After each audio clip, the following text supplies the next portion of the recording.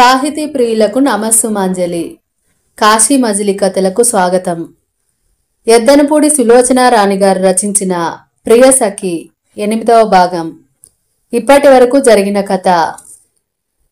హేమంత్ రవి దగ్గర సుచరిత పెళ్లి ప్రస్తావన తీసుకువస్తాడు.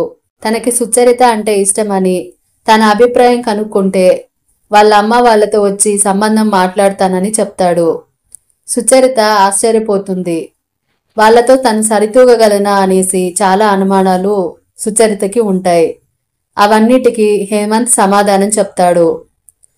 శ్రీలక్ష్మి సుధాకర్తో కలిసి రవి వాళ్ళ ఇంటికి లంచ్కి వెళ్తారు.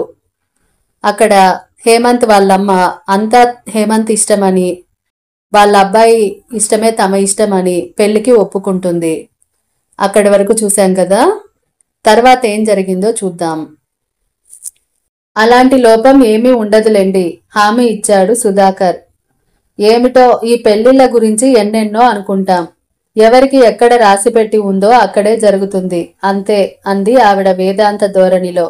అంతేలేండి అన్నాడు సుధాకర్ వంత పాడుతున్నట్టుగా.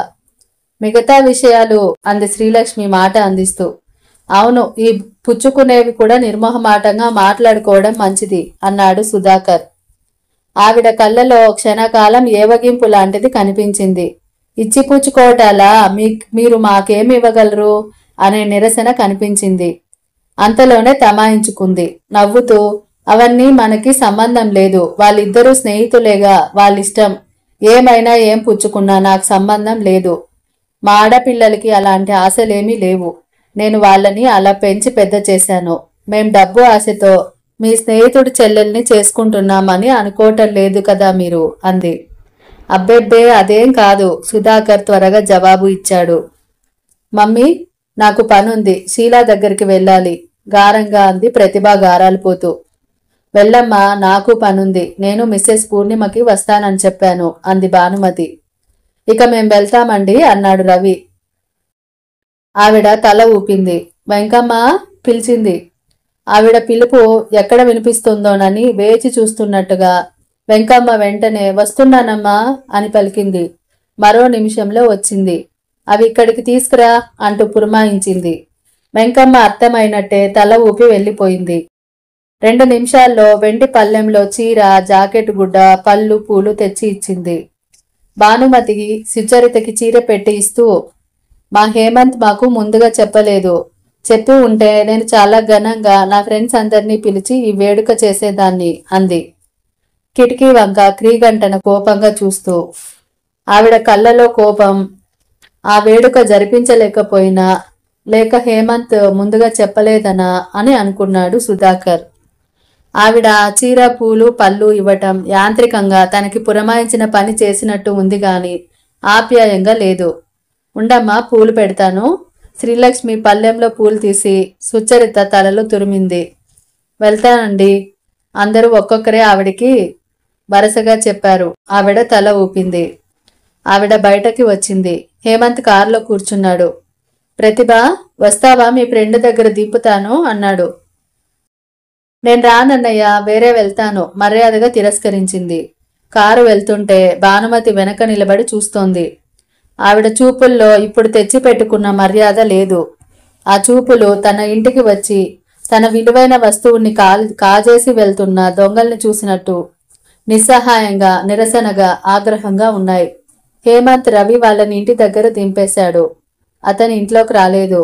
కారు రివర్స్ తీసుకుంటూ, రవి, నేను అర్జెంటుగా లాయర్ గారి దగ్గరికి వెళ్ళాలి, మళ్ళీ కనిపిస్తాను అంటూ సుధాకర్ను చూసి, నీ పెళ్లి పెద్ద వేషం బాగానే ఉంది అంటూ నవ్వాడు.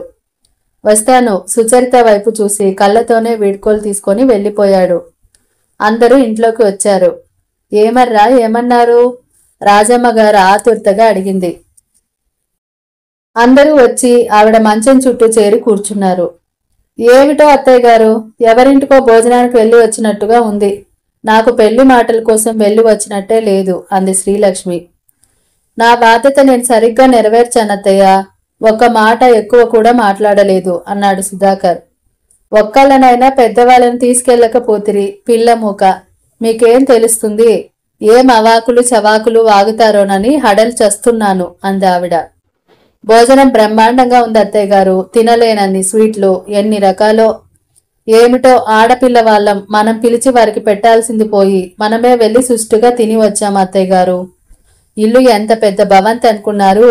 హేమంత్కి గర్వం అస్సలు లేదు. కాని వాళ్ళ అమ్మ చెల్లెలు ఉన్నారు చూసారా, వాళ్ళకి కాస్త గర్వం ఉంది. చి నోర్మయ్ అన్నాడు సుధాకర్. చీర పెట్టారు చూడండి, పింక్ కలర్ బెనారస్ చీర. ఎవరి సెలక్షనో గాని బార్డరు జరి ఎంత బాగుందో, ముద్దొస్తోంది అంది. సుచరితకి నచ్చిందా? రాజమ్మ గారు అడిగింది. సుచరితకా? ఏమో అడుగుతాను. శుచి ఏది? శ్రీలక్ష్మి చుట్టూ చూసింది. అక్కడ కూడా సుచరిత లేదు. సరే, ఇంతకీ తాంబూలాలు పుచ్చుకోవటానికి ఎప్పుడు వస్తానని అన్నారు? రాజమ్మ గారు అడిగింది. తాంబూలాలా? అది ఎవరు అడిగారు అన్నారు సుధాకర్. నీ మొహం, ఏం చేసి వచ్చారు మీరు? సుష్టుగా తిని కబుర్లు చెప్పి వచ్చావా? అయ్యో, నీ తెలివి తెల్లారిపోను. నేను అనుకుంటూనే ఉన్నాను, ఆవిడ మొత్తుకుంది. ఏమిటో నాకు తోచలేదు. అయినా హేమంత్ అవన్నీ తనే చూసుకుంటాడులేండి అన్నాడు సుధాకర్. అమ్మాయి ఇష్టం అన్నాడు కదా అని అవన్నీ అతన్ని నెత్తి మీద వేసి విసిగించకూడదు మనం. అది మర్యాద కాదు. ఆవిడ మందలించింది. అరగంట తర్వాత రవి గదిలోకి వచ్చాడు. అక్కడ సుచరిత మంచం మీద కూర్చొని కిందికి చూస్తూ ఏదో ఆలోచిస్తోంది. సహజంగా ఆమెలో ఉండే చలాకితనం, నవ్వు లేదు. ముఖం గంభీరంగా ఉంది. ఏమిటమ్మా ఆలోచిస్తున్నావు అన్నాడు రవి. ఏం లేదన్నయ్యా అంది. రవి దగ్గరికి వచ్చి తల మీద చేయి వేశాడు. ఏమిటమ్మా, ఎంత సంతోషకరమైన సంఘటన జరిగింది? నువ్విలా ఉన్నావు, నాకేమిటోగా ఉంది అంది. ఏమిటోగానా అంటే? హేమంత్ అమ్మగారి మాటలు నాకు ఎలాగో అనిపిస్తున్నాయన్నయ్య. ఆవిడకిష్టం లేని పని చేస్తున్నామా అనిపిస్తోంది అంది భయంగా. ఆవిడ ధోరణే అంత అని నా అనుమానం. మనకి హేమంత్ ముఖ్యం. అతని గురించి మనకి క్షుణ్ణంగా తెలుసు. ఒకటి మాత్రం నిజం, హేమంత్ మనల్ని కావాలని బాగా కోరుకుంటున్నాడు. హేమంత్కి నువ్వంటే ఇష్టం ఉంది, అది నాకు బాగా అర్థమైంది. ఆ తర్వాతనే నేను సరే అన్నాను. సుచరిత తన చేయి పట్టుకుంది. అన్నయ్య, నాకేం తెలియటం లేదు. ఒకసారి చాలా సంతోషంగా అనిపిస్తుంది, నేను అదృష్టవంతురాలని అనిపిస్తోంది. మరోసారి భయం వేస్తుంది, అర్హత లేని దానికి వెళ్తున్నానా అనిపిస్తుంది. పిచ్చి ఆలోచనలు మానేయమ్మా, నేనున్నాగా అన్నాడు రవి. అవును, నాకు నువ్వు అత్తయ్య ఉన్నారు, అది చాలు అంది. అలా అనుకో, ధైర్యంగా ఉంటుంది అన్నాడు రవి. సుచరిత తల ఊపింది. ఆ కళ్ళలో బేలతనం పోయి ధైర్యం వచ్చి ఆ వెంటనే చిరునవ్వు వచ్చింది. మంచం మీద పెట్టిన చీర చూసింది. తనకి నచ్చిన పింక్ కలర్ సుచరితకి నచ్చింది. రవి సుచరితకి ధైర్యం చెప్పాడే గాని అతనికి కూడా ఏదో చిరాగ్గానే ఉంది. అంతా బాగానే ఉంది, వాళ్ళకేదో చెప్పలేని లోపం. ఏమైనా సుచరిత పెళ్లి త్వరగా చేసేయాలి నిర్ణయించుకున్నాడు. సుచరిత మర్నాడే ఊరు వెళ్లేది. ఆ రోజు సాయంత్రమే హేమంత్ వచ్చాడు. రవి సుచరిత పరీక్షలు అయిపోగానే లగ్నాలు పెట్టించేయి అని చెప్పాడు. పెళ్లి సింపుల్గానే జరగాలి, అనవసరమైన ఆడంబరాలు వద్దు అన్నాడు. కానీ మీ బంధువులు, మీ అమ్మగారు రవి సందేహించాడు. అమ్మకి నేను నచ్చ చెప్తాను అన్నాడు హేమంత్. ఆ రోజు అతను అక్కడే భోజనం చేశాడు. తర్వాత ఈ 2-3 రోజుల నుంచి దాదాపుగా రోజు ఏదో ఒక సమయంలో వస్తూనే ఉన్నాడు. సుచరితని సినిమాకో, షికారుకో, హోటల్కో తీసుకెళ్తూనే ఉన్నాడు. సరిగ్గా అతను వచ్చే సమయానికి రవి పనుందంటూ కల్పించుకొని వాళ్ళిద్దరికీ ఏకాంతం కల్పించి వెళ్లిపోయేవాడు. హేమంత్కి ఎక్కువ సమయం ఉండేది కాదు. పండ్ల మధ్యనే ఎలాగో తీరుబడి చేసుకుని వచ్చేవాడు. కొద్ది రోజులేగా ఈ దూరంగా ఉండటం, తర్వాత ఇద్దరం ఒకే చోట ఉండవచ్చు అనేవాడు హేమంత్. నాకు దూరంగా ఉన్నట్టుగా అనిపించటం లేదు సుచరిత అనేది, దగ్గరగానే ఉన్నట్టు అనిపిస్తోంది అంది. నువ్వు అదృష్టవంతురాలివి. ఒక్కొక్కరి దృఢత్వం, ఒక్కొక్కరి దృక్పథం ఒక్కో రకంగా ఉంటుందేమో. నాకైతే దూరంగా ఉన్నప్పుడు నీ దగ్గరికి వచ్చే క్షణం కోసం ఎదురు చూస్తూ ఆనందంగా అనిపిస్తుంది. ఇక్కడికి వస్తే అయ్యో వెళ్ళాలే అనే దిగులు అనేవాడు. ఆ రోజు హేమంత్కి చాలా పని ఉంది, సాయంత్రం గాని రాలేనని అన్నాడు. అయితే నేను భోజనం ఏకంగా సాయంత్రమే చేస్తాను అంది సుచరిత. అలాంటి పిచ్చి పనులు చేయొద్దు అని మందలించాడు. మధ్యాహ్నం అవుతోంది. సుచరిత పెట్టెలో బట్టలు సర్దుకుంటోంది. రేపు హడావిడి, ఈరోజే అన్నీ సర్దుకోవాలి. రేపు హేమంత్ బయట హోటల్కి లంచ్కి తీసుకెళ్తానని అన్నాడు. పెట్టెలో చీరలు సర్దుతుంటే పింక్ కలర్ బెనారస్ చీర కనిపించింది. సుచరిత దాన్ని చేతుల్లోకి తీసుకుంది. ముఖానికి దాన్ని ఆనించుకొని కళ్ళు మూసుకుంది. హేమంత్ స్పర్శ దానికి ఉన్నట్టే అనిపిస్తోంది. ఇంతలో మూలిగిన ధ్వని వినిపించింది. అత్తయ్య పిలిచావా అంది. ఆ ఇలారా నీరసంగా వినిపించింది. సుచరిత చీరని భద్రంగా పెట్టెలో పెట్టి లేచి వచ్చింది. అదేమిటత్తయ్య, ఏమైంది? గుమ్మంలో అడుగు పెడుతూనే కంగారుగా అంది. మంచం మీద ఆవిడ రొప్పుతోంది. నాకేమిటో కంగారుగా ఉందమ్మా, రవిని పిలిపించు అంది. భయపడకత్తయ్య, అన్నయ్య సైట్ దగ్గర ఉన్నాడు, సాయంత్రం వస్తాడు. సాయంత్రమా? ఊహో, నా వల్ల కాదు. పిలిపించు, వాడిని త్వరగా పిలిపించు ఆవిడ ఆయాస పడుతూనే అంది. ఆవిడని కంగారు పడవద్దని అంది. కాని సుచరితకి ఆవిడ పరిస్థితి చూస్తే చాలా కంగారు వచ్చేసింది. అదేమిటి ముఖం అలా ఉంది, ఎవరోలా? సుచరిత వాకిట్లోకి పరిగెత్తింది. పిన్నిగారు అంటూ పక్కింటి ఆమెను పిలిచి, అత్తయ్యకు ఒంట్లో బాగాలేదు, కాస్త ఇంట్లో ఉంటారా అంది. ఆవిడ తలూపింది. ఆవిడ రాగానే సుచరిత వీధిలోకి పరిగెత్తింది. మనసంతా కంగారు. ఇప్పుడేం చేయాలి? డాక్టర్ దగ్గరికి పరిగెత్తింది. ఆయన లేడు, ఎక్కడికో వెళ్ళాడు. తెలీదు అన్నాడు కుర్రాడు చెప్పాడు.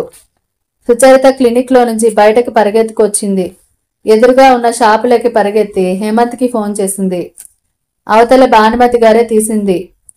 నేను సుచరితని మాట్లాడుతున్నానండి. ఏమిటి? ఆవిడ అడిగింది. హేమ్ ఉన్నాడా?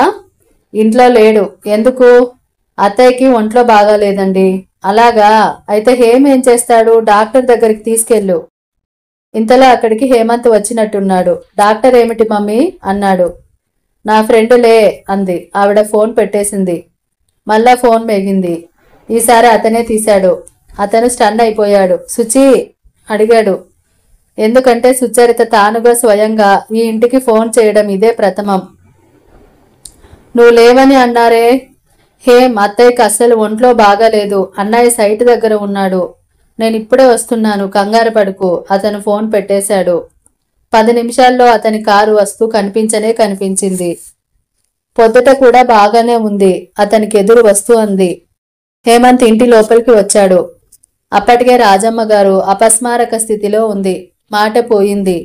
డాక్టర్ దగ్గరికి తీసుకెళ్లటం మంచిది అంది పిన్నిగారు. హేమంత్ కారులో సుచరితని ఆవిడని వెనక సీట్లో పడుకోబెట్టి పట్టుకోమని డాక్టర్ దగ్గరికి తీసుకువచ్చాడు. కారులో నుంచి క్లినిక్లోకి తీసుకెళ్తుంటేనే హేమంత్కి అర్థం అయిపోయింది ఆవిడ ప్రాణం పోయింది అని. కర్మకాండలు ముగిసినాయి. ఇల్లంతా నిశ్శబ్దంగా బోసిగా ఉంది. సుధాకర్ అన్నాడు. అత్తయ్య పోయి అప్పుడే 2 వారాలు అయిందంటే నేను ఇంకా నమ్మలేకపోతున్నాను. ఇంకా ఏ మూల నుంచో ఆవిడ కేకలు పెడుతున్నట్టే ఉంది నాకు. అక్కడ కూర్చొని ఉన్న సుచరిత ఒక్కసారిగా ఏడ్చేసింది. ఊరుకోమ్మా, ఊరుకో అన్నాడు రవి భుజం మీద తట్టుతూ. నాకేమిటో భయం వేస్తుందన్నయ్య, సుచరిత బావురమంది. రవి చెల్లెల్ని దగ్గరికి తీసుకొని అనునయించాడు. చిన్నప్పుడు తల్లిదండ్రులు ఎప్పుడో పోయారో తెలీదు. ఆవిడ కన్న తల్లిలా పెంచింది. సుస్థీలు చేస్తే చూపించింది. చదువుల కోసం పాకులడింది. తను బతికింది వాళ్ల కోసమే అన్నట్టు చేసేది. 2 పెళ్లిళ్లు చూడాలని ఎంతగానో అనుకుంది. కాని చూడలేకపోయింది. చీటికి మాటికి ఆవిడ మంచంలో నుంచి లేవకపోయినా గొంతు మాత్రం వాళ్ళిద్దరికీ క్షణం ఊపిరాడనిచ్చేది కాదు. అత్తయ్య లేకపోవడం నాకు చెయ్యో కాలో తీసేసినట్టుగా ఉంది అన్నాడు రవి. నన్ను ఎక్కడి నుంచో పిలుస్తున్నట్టే ఉంది అంది సుచరిత. ఆ గదిలో ఖాళీ చూస్తే వారి గుండెలు చెరువు అవుతున్నాయి. పోస్ట్ ఇంతలో కేక వినిపించింది. సుధాకర్ తీసుకొని సుచరితకి కవర్ ఇస్తూ రే రాసింది అన్నాడు. సుచరిత కళ్ళు తుడుచుకొని కవర్ చింపి చదవసాగింది. సుచి, నువ్వు రాసిన ఉత్తరం అందింది. మీ అత్తయ్య పోయిన దారుణ వార్తకి ఏమని చెప్పాలో తెలియటం లేదు. నేను ఆవిడని చూడలేదు, కాని నీ మాటల వల్ల చూసినట్టే ఉంది. సుచి, మా అమ్మకి బాగా జ్వరంగా ఉంది. డాక్టర్ టైఫాయిడ్ అంటున్నారు. అందువల్ల రాలేకపోయాను. లేకపోతే రెక్కలు కట్టుకొని వాలి ఉండేదాన్ని. నువ్వు త్వరగా వచ్చే కాలేజీకి. మీ అన్నయ్యని అడిగానని చెప్పు. ఇట్లు రేణు. సుచరితకి ఆ ఉత్తరం చూస్తుంటే ఇంకా ఏడుపు వచ్చేసింది. రేణుతో ఎప్పుడు అత్తయ్య గురించిన కబుర్లే చెప్పేది తను. సుచరితని కాలేజీకి పంపేయ్ అన్నాడు హేమంత్. ఈ పరిస్థితుల్లోనా అన్నాడు రవి సందేహంగా. కాలేజీ అయితే కాలక్షేపంగా ఉంటుంది, ఇక్కడ ఉంటే ఎదురుగా అదే తలుచుకొని కుమిలిపోతుంది అంటూ బలవంతం చేశాడు. సుచరిత ఊరు వెళ్లేది ఆ రోజేనని రవి తరచూ వస్తానని అన్నాడు. సైట్ దగ్గర అతను లేకపోతే క్షణం ఆగదు. హేమంత్కి ఊపిరాడని పండ్లు. సుచరిత తను వెళ్తానని అంది. రవి అయిష్టంగానే అంగీకరించాడు. రాత్రి 9 గంటలైంది. బస్సులో సుచరిత కూర్చొని ఉంది. ఆ రోజు ఉదయం నుంచి హేమంత్ కనిపించలేదు. ఇంటికి ఎవరో బంధువులు వచ్చారట. అన్నయ్య, హేమ్ని అడిగానని చెప్పు అంది. రవి అలాగే అన్నట్టు తలూపాడు. ఆ రోజు అత్తయ్య పోయిన రోజు హేమంత్ చెల్లెలు ప్రతిభకి పెళ్లి చూపురు. హేమంత్ సుచరిత ఫోన్ చేయగానే వచ్చేశాడు. ఆ రోజంతా ఇక్కడే ఉండిపోయాడు. మర్నాడు ఉదయం వెళ్ళాడు. షాపింగ్కి వచ్చినప్పుడు భానుమతి గారు సుధాకర్కి ఎదురై, సుచరిత అత్తయ్య చావు కాదు గాని మా ప్రతిభకి మంచి సంబంధం తప్పిపోయింది, హేమంత్ వాళ్ళని తీసుకొస్తానని చెప్పాడు. ఆ మాటే మర్చిపోయాడు. నేను ఎదురు చూస్తూ ఉన్నాను. ఇంకా రాలేదని ఫోన్ చేస్తే వారికి కోపం వచ్చింది. మీరు కనీసం రాలేదేమని ఫోన్ అయినా చేయని ఇంత మర్యాద లేని వారిని మేమెందుకు చూడాలి అన్నారు అంటూ తన గోడు వెళ్ళబోసుకుంది. రవికి సుధాకర్ ఈ విషయం సుచరితకి చెప్పాడు. రవి చాలా బాధపడ్డాడు. బస్సు బయలుదేరుతోంది. సుచరిత కళ్ళు హేమంత్ కోసం చూసి చూసి అలసిపోయినాయి. ఇక రాడనుకుంది. వస్తానన్నయ్యా, జాగ్రత్త సుచి, నేను వీలు చూసుకొని వస్తానులే అన్నాడు. సుచరిత అతని చేతులు వదులుతుంది. ఇంతలో దూరం నుంచి హేమంత్ పెద్ద పెద్ద అంగలతో వడివడిగా వస్తున్నాడు. అదుగో అంది సుచరిత ఆనందంగా. తను దగ్గరికి వచ్చాడు. సారీ సుచి, చెయ్యి అందుకున్నాడు. నేను ఉత్తరం వ్రాస్తాను. అప్పటికే బస్సు కదలటంతో చెయ్యి వదిలి ఊపాడు. సుచరిత చేతి వేళ్లకేదో తగిలింది. చెయ్యి చూసింది. ఉత్తరం. సుచరిత చెయ్యి ఊపింది. వాళ్ళు క్రమంగా దూరం అయ్యారు. అన్నయ్య, హేమంత్. ఇది వరకు తనకి అత్తయ్య అన్నయ్య ఉన్నారని అనిపించేది. అత్తయ్య లేదిప్పుడు. అన్నయ్య అతను మాత్రమే ఉన్నారు. మేనత్త గుర్తుకు రాగానే సుచరిత కళ్ళల్లో నీళ్లు పొంగినాయి. బస్సు కాస్త దూరం వచ్చిన తర్వాత చేతిలో ఉత్తరం మడత విప్పి చదవసాగింది. డియర్ సుచి, ముందుగా రాలేకపోయినందుకు క్షమించు. నువ్వన్నదే నిజం. నువ్వెక్కడో నేను అక్కడే ఉంటాను. కళ్ళలు నిండినా నీ కళ్ళలోకి మన కాపురం. ఒక్కోసారి నేను నీకు ఎన్నెన్నో చెప్పాలనిపిస్తుంది. ఇప్పటికే చాలా చెప్పానని అనుకుంటున్నావు కదూ? ఏం చెప్పలేదు. చెప్పాల్సింది ఎంతో ఉంది. మనం భార్యాభర్తలం అయిన తర్వాత నా గుండెల్ని పానుపుగా పరిచి దాని మీద నువ్వు శయనించినప్పుడు నా మనసులో ఉన్న సంగతులు ఎన్నెన్నో నీకు వినిపిస్తాను. కొన్ని మాటలు చెప్పుకోవాలంటే కొన్ని ప్రత్యేక సమయాలు కావాలి. ఆ ప్రత్యేక సమయం మన పెళ్లి అయిన తర్వాతే వస్తుందని నా నమ్మకం. సుచి, నా చేతులు నీ మెడలో ఎంత త్వరగా 3 విల్లు వేసి నా దాన్ని చేసుకుంటానా అని త్వరపడుతున్నాయి. ఉదయం లేవగానే నాకు సుచియ ప్రథమంగా కనిపించాలని కళ్ళు హఠం చేస్తున్నాయి. గొంతు శుచి కలిపిన కాఫీయే కావాలని అంటోంది. మనసు నిమిష నిమిషం నీ గురించిన నిత్య నూతన జ్ఞాపకాలతో మునిగిపోవాలని తహతహలాడుతుంది. చూసావా, నా శరీరం మనసు రెండూ నీ సొంతమట. అందుకే నీ సొత్తు నీ దగ్గరే ఉండాలని మంకుపట్టు పడుతున్నాయి. శుచి, నువ్వంటే నాకు ఇష్టమని ఏ విధంగా తెలియజేయను? ఈ ప్రపంచంలో ఇంతవరకు ఎవ్వరూ వాడని పదాలు కావాలి. ఒకసారి వాడిన పదప్రయోగం ఉపయోగించాలి. అంటే అత్యంత అపురూపమైన నా భావన మలినమవుతుందేమో అనిపిస్తుంది. అందుకే నీకు నేనేమి చెప్పను. నా తలని నీ గుండెకి ఆనించి కళ్ళు మూసుకుంటాను. నా మనసులో పొంగులెత్తే ప్రవహించే ఈ భావ జలపాతం సందడి ఏదో అది నీ మనసుకే వినిపిస్తుంది. సాన్నిహిత్యమే మనిద్దరికి అనిర్వచనీయమైన అనుభవం అవుతుందని నా నమ్మకం. నీ హేమంత్. బయట అంతా చీకటి. బస్సులో లైట్లు తీసేశారు. బస్సు పరుగు తీస్తోంది. సుచరిత మరో లోకంలో ఉన్నట్టుగా తల వెనక్కి ఆనించి మళ్ళా మళ్ళా ఆ ఉత్తరాన్ని నెమరేసుకుంటుంది. చిత్రం. హేమంత్ తల తన గుండె మీద ఆనినట్టే అనిపించసాగింది. సుచరిత గుంటూరు వచ్చి 20 రోజులైంది. అయినా ఎన్నో యుగాలుగా అయినట్టుగా ఉంది.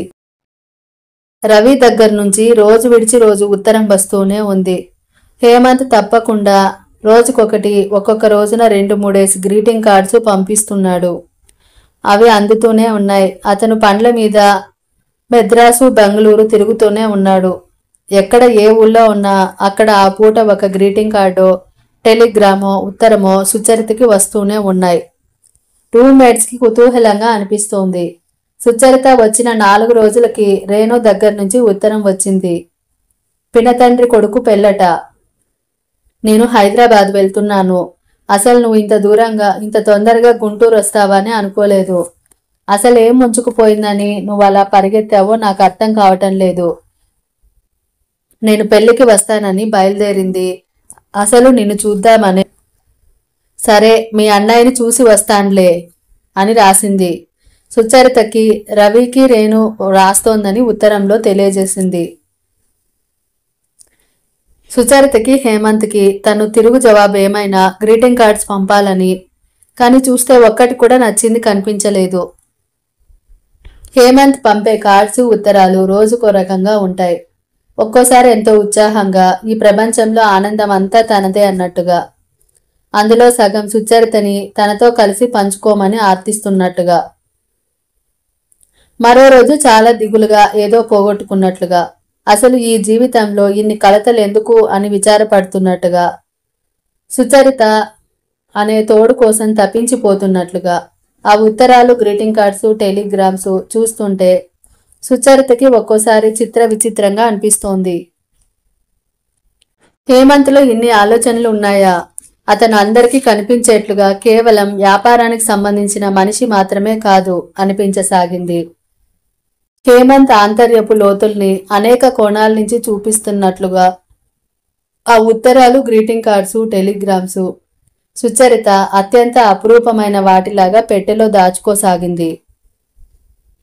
ఓ చెంప అత్తయ్యని గురించిన జ్ఞాపకాలు కళ్ళకి నీళ్లు మాటి మాటికి తెప్పిస్తున్నాయి. అంతలోనే హేమంత్ ఉత్తరాలు చిలిపిగా, ఆర్ద్రతగా, అనునయంగా, కవ్వింపుగా, చక్కిలి గింతలు పెడుతున్నట్లుగా సుచరితని సేద తీర్చసాగినాయి. అతనికి జవాబు రాయాలనిపిస్తోంది. కానీ తన మనసు అలా తేట తెల్లంగా తెలియజేసే పద భాండాగారం తన దగ్గర లేదనిపిస్తోంది. హేమంత్, నీ ఉత్తరం అందింది. హేమ్, నీ గ్రీటింగ్ చాలా బాగుంది.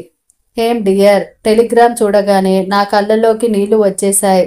అన్నయ్యతో పాటు నా గురించి ఆలోచించే వ్యక్తి మరొకరు ఉన్నారని గుర్తుకు వస్తే చాలా సంతోషంగా ఉంది. ఇలా మాత్రమే రాయగలిగేది. రేణు మళ్ళా ఉత్తరం రాసింది. సుచరితమ్మ తల్లి, నా హైదరాబాద్ ప్రయాణం ఒక పెద్ద ఫార్స్ అయిపోయింది.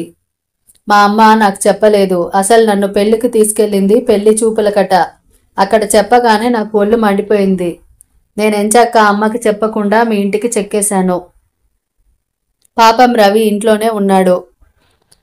నేను సాయంత్రం వరకు మా వాళ్ళకి కనిపించను. నన్ను ఎక్కడికైనా తీసుకెళ్ళండి అన్నాను. మొదట అతను తెల్లబోయాడు.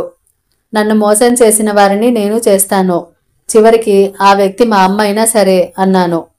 పాపం రవి నన్ను హోటల్కి తీసుకెళ్లాడు, జూకి తీసుకెళ్లాడు, మ్యూజియంకి తీసుకెళ్లాడు. రాత్రి 9 గంటల వరకు కలిసి తిరిగాం. కాస్త కూడా చిరాకు పడలేదు, విసుక్కోలేదు. నాకెంత సంతోషం కలిగిందో. నేను హైదరాబాద్లో ఉన్న 2 రోజులు తెల్లారేసరికి మీ గుమ్మంలో ప్రత్యక్షం అయ్యేదాన్ని. ఎంతైనా మా శుచి అన్నయ్య కదా. ఇప్పటి వరకు నేను నీ మంచితనానికి ముగ్ధురాలనవుతున్నాను. ఇప్పుడు మీ అన్నయ్యను చూస్తే సుచరిత ఇతని చెల్లెలు అనిపిస్తోంది. శుచి, ఇన్నాళ్ళు రవిని మీ అన్నయ్య అనేదాన్ని. ఈ రోజు నుంచి నిన్ను రవి చెల్లెలు అంటాను. అమ్మ నన్ను పెళ్లి చూపులకి తీసుకెళ్ళింది. నేనేమో అది ఎగ్గొట్టి నాకిష్టమైన అబ్బాయికి నేనే పెళ్లి చూపులుగా వెళ్ళిపోయాను. అంటే మొద్దు బుర్ర తల్లి, అర్థమైందా? శుచి, మీ అన్నయ్య నాకు చాలా నచ్చాడు. నేను తనకు నచ్చానో లేదో నువ్వు చెప్పేస్తే నేను అమ్మతో ఇక నాకు పెళ్లి సంబంధాలు చూడాలో లేదో చెప్పేస్తాను తల్లి. ప్రస్తుతానికి నువ్వే నాకు పెద్ద దిక్కు. రవి కోరికలేమిటో, కట్నాలు కానుకలేమిటో, అర్ధమొగుడిగా నీకేలా అంచనాలు కావాలో ఉత్తరం రాయ్. ఆలస్యం చేశావా చంపేస్తాను. ఉత్తరం రాద్దాంలే అంటూ నీ నాన్నటి వ్యవహారం నా దగ్గర పెట్టకు. అవతల మా బామ్మ ఇంకో సంబంధం ఊపిరి ఆడనీయడం లేదు. డాడీ ఇంట్లో నా పెళ్లికి తొందరగా పడిపోతున్నారు. వాళ్ళకి నేను అర్జెంటుగా ఈ వ్యవహారం చెప్పాలి. ఒప్పుకోకపోతే అలగటం, పోట్లాడటం, అన్నం తినకుండా భీష్మించుకోవడం లాంటి స్ట్రైకులు చాలా చేయాలి నేను. నాకు త్వరగా జవాబు రాయి, లేకపోతే నా కోపం సంగతి నీకు తెలుసుగా. నీ జవాబు కోసం ఎదురు చూస్తుంటాను. నేనిదేదో మా వాళ్ళతో తేల్చుకుంటే గాని కాలేజీకి రాను. ఈ ఉత్తరం చూసేసరికి సుచరితకి మతిపోయినట్టయింది. రేణు ధోరణి ఎప్పుడు ఇంతే. మనిషి ఎప్పుడు ప్రతి దానికి సూపర్ ఫాస్ట్ ఎక్స్ప్రెస్ లా ఒక్కటే తొందర. ఎప్పుడు చూసినా టైం ఏది చాలనట్టు, దేనికి వ్యవధి లేనట్టు పరుగులు తీస్తూ ఉంటుంది. కోపం వచ్చిందంటే ఎదుటి వాళ్ళు చచ్చారన్నమాటే. రేణు అకారణ కోపాలు, అంతలోనే అలగటాలు, మూతి బిగించటాలు, అంతలోనే మళ్ళీ రాజీ పడిపోవడం, క్షమార్పణ చెప్పేయటం తనకి బాగా అలవాటైపోయినాయి. కాని అన్నయ్యకి ఈ స్వభావం నచ్చుతుందా? సుచరిత ఆలోచించింది. జవాబు రాయడం ఆలస్యం చేస్తే రేణు మండిపడుతుంది. సుచరిత చివరికి ఆ ఉత్తరం రవికి పంపుతూ, రేణు అభిప్రాయం ఇది, నీకిష్టమో అయిష్టమో ఏదో ఒక మాట టెలిగ్రామ్ ఇవ్వు అంటూ రాసింది. 3వ రోజున రవి దగ్గర నుంచి టెలిగ్రామ్ వచ్చింది. విల్లింగ్ రవి అని ఉంది. సుచరిత రేణుకి ఉత్తరం రాస్తూ ఆ టెలిగ్రామ్ జత చేసింది. సుచరిత రేణుని వదినగా ఊహించుకుంటే గమ్మత్తుగా అనిపిస్తోంది. అన్నయ్య నిదానానికి, రేణు తొందరపాటికి జోడీ సరిపోతుంది. సుచరిత రేణు రాసిన ఉత్తరాలు, హేమంత్ పంపిన గ్రీటింగ్స్ మధ్య వాటితో జత చేసి భద్రంగా దాచుకుంది.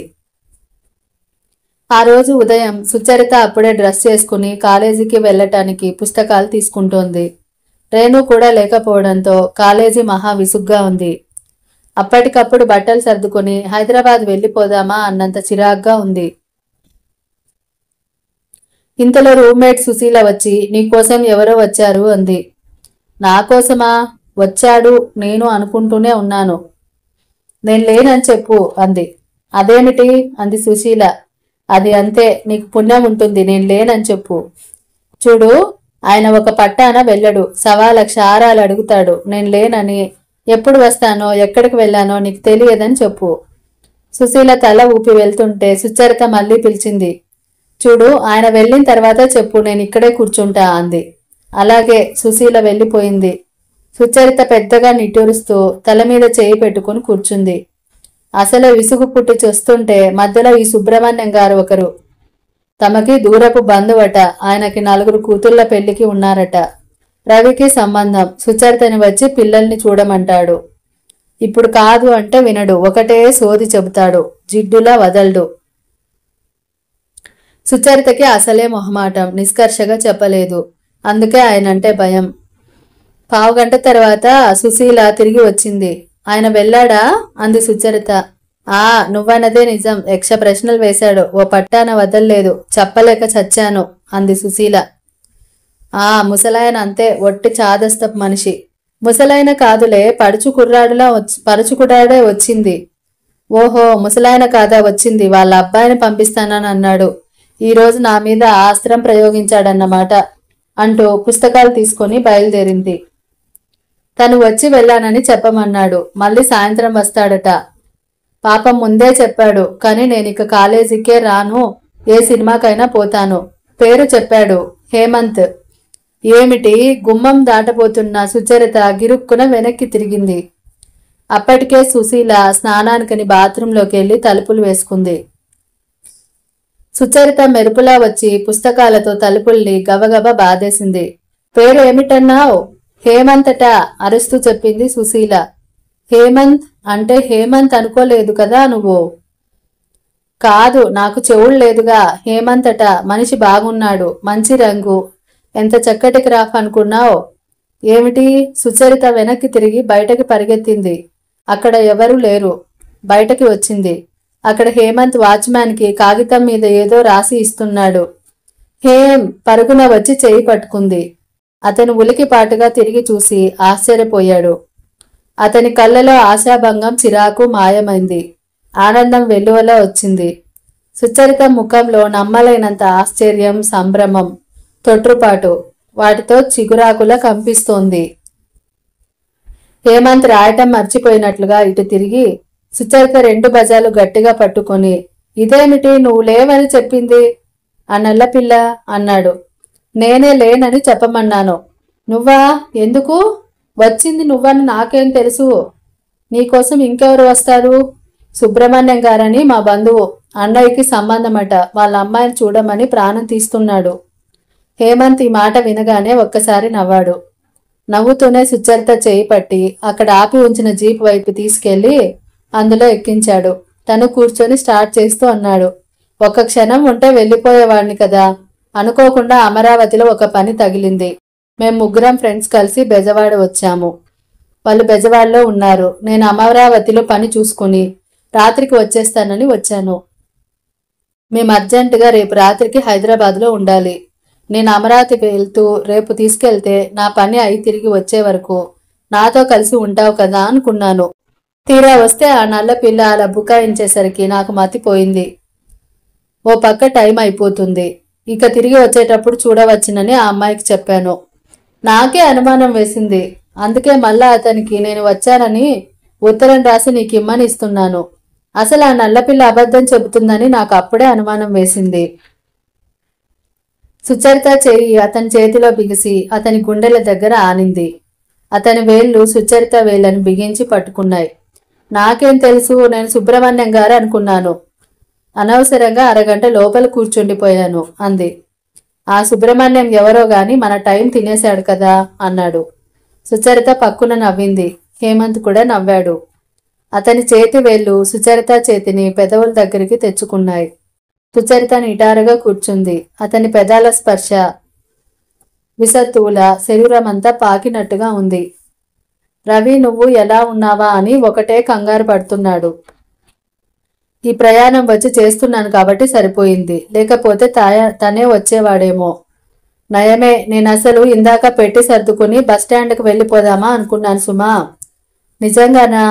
మై గాడ్, అయితే మనం అప్పుడు వచ్చే పోయే రైలులా క్రాస్ అయి ఉండేవాళ్ళమన్నమాట.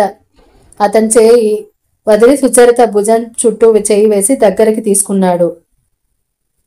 మీ మమ్మీ ప్రతిభ ఎలా ఉన్నారు అడిగింది. బాగానే ఉన్నారు అన్నాడు. ఇద్దరి మధ్య మౌనం ఏర్పడింది.